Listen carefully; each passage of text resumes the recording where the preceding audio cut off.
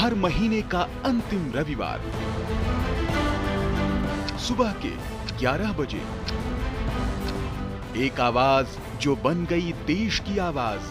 मेरे प्यारे देशवासियों, नमस्कार।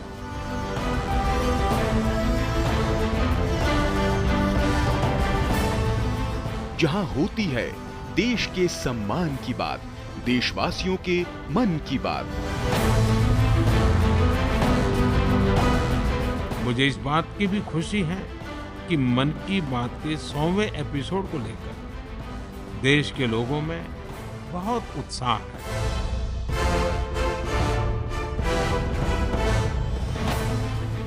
3 अक्टूबर 2014 को जब प्रधानमंत्री नरेंद्र मोदी ने रेडियो पर पहली बार मन की बात की थी, तब शायद ही किसी को अंदाजा था कि ये जनता से सीधे संवाद का इतना पावरफुल माध्यम बन जाएगा।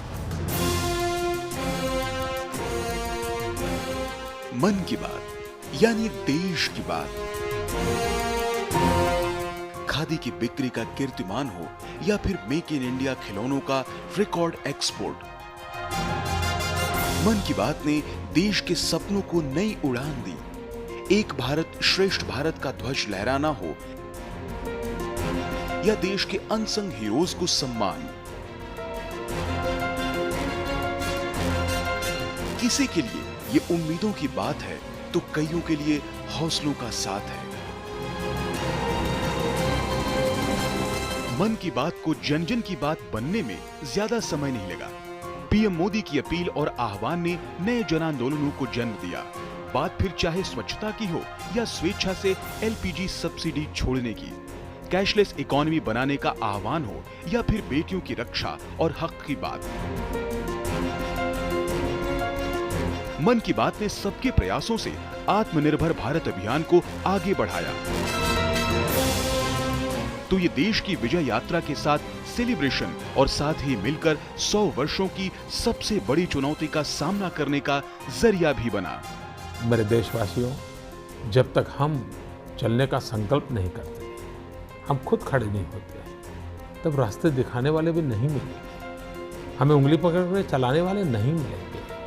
चलने की शुरुआत हमें करनी पड़ेगी। ये सारा मेरा बातचीत करने का इरादा एक ही है, आओ हम सब मिल करके अपनी भारत माता की सेवा करें, हम देश को नई ऊंचाइयों पर ले जाएं।